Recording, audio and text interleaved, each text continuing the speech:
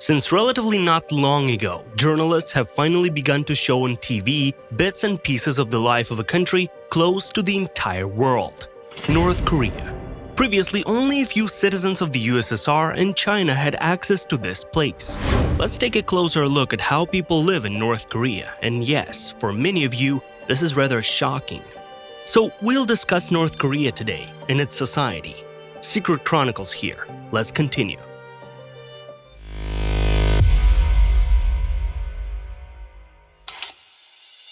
The first one in terms of militarism.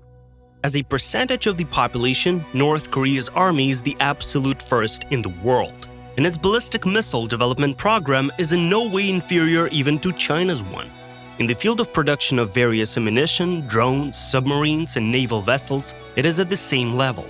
This is despite the reality that there are many times fewer of specialists in the appropriate fields.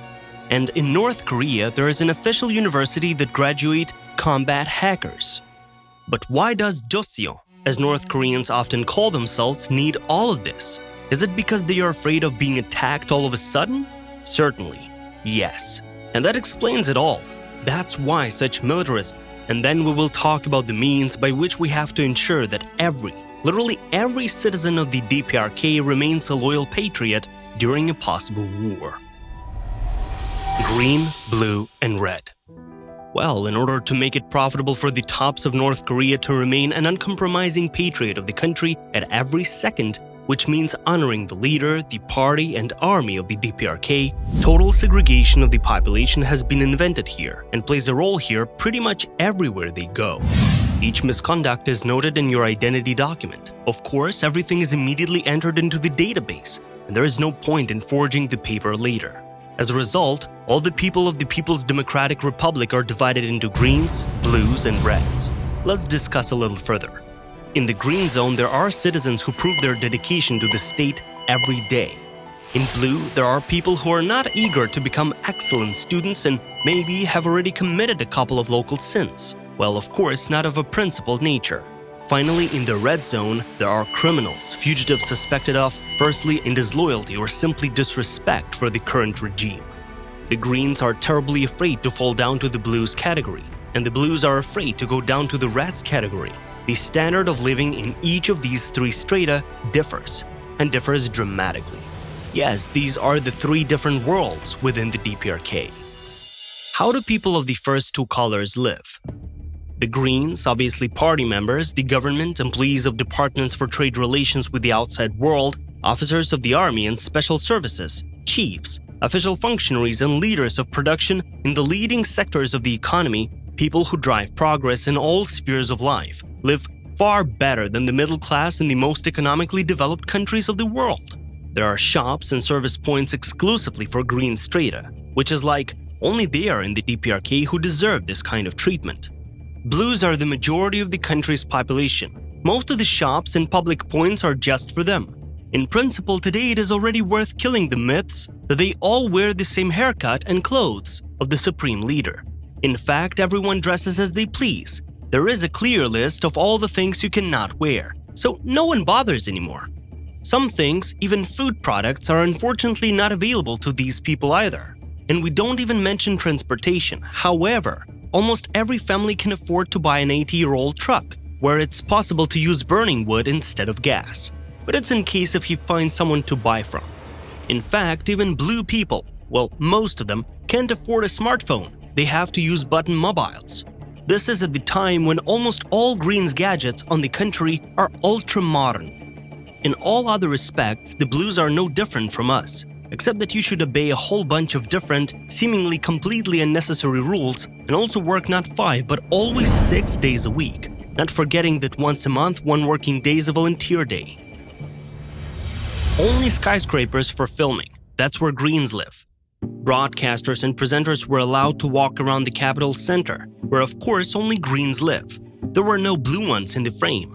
The media was in delight that they were not accompanied by a mayor and were capturing authentic everyday life. Quite naive.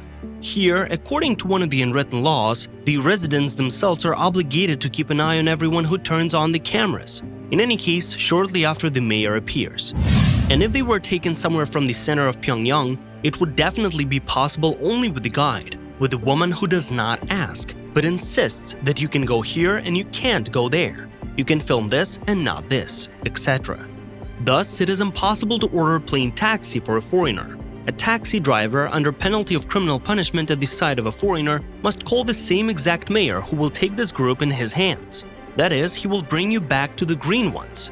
Everything there is for foreign eyes. You can even pay euros and American dollars. The country needs a small amount of foreign currency for rare trade operations. Now, lifestyle aspects of the Reds. The red ones are those whose identity passport, when noticed by the guard, instantly is being told, yes, it's better for you to walk down some other street. There are no supermarkets and shopping and entertainment centers for them at all. Only rural markets against small rural clubs, the hardest and dirtiest jobs, and the never-cooling bunks in prisons and labor camps. These people in reality have no voice and no rights. And most of it is totally unfair. Some Koreans in 3 generations pay for the sins of their brothers, fathers, and grandfathers. Some of them were seen in the inclinations characteristic of enemies of the people. There is such a concept here too, and some simply ran away. The depressing fact is that since time immemorial, the time of the formation of the DPRK, the families of fugitives have been placed in camps, and they are still there. Red is the color of danger and dangerous behavior. It means that a person has already been too critical when it comes to the state, which is moving smoothly towards the triumph and golden period of communism. For everything related to murder, betrayal, attempts to overthrow the regime or simply the government, terrorism, sabotage, or openly provocative behavior at work and other heavy crimes, life is taken away. But anything simpler becomes a reason to become the owner of a red document. Here is just one episode of statistics. From the year 1995 to 1999, up to 3 million people died of starvation in the country. Let's add also that all of them were from the social environment which is discussed in this section of the video, Reds. You will be surprised, but even those who have been seen sleeping at the workplace at least once did not cry during the farewell of the leader or, for instance, was caught listening to at least one Western musical composition, since again it's a heavy crime, betrayal of ideology in the country, and this is a serious crime, which means red document or death. Not to mention those who are caught fleeing the country at all, or caught unawares when trying to prepare an escape. Only a person's family will be camped, his own life dispensable. Strange as it may seem, but not only the Reds are running from the country, who have nothing to lose behind them, but the Blues and even Greens. There is only one alternative to prison or a labor camp, to go abroad. But as part of a brigade, the North Koreans can send such groups in exchange for some kind of courtesy that is beneficial to the DPRK. That's it for today. Thanks for watching. In case if you found it educational and enjoyed the episode, then subscribe to Secret Chronicles and don't hesitate to leave a like. And we'll see you later.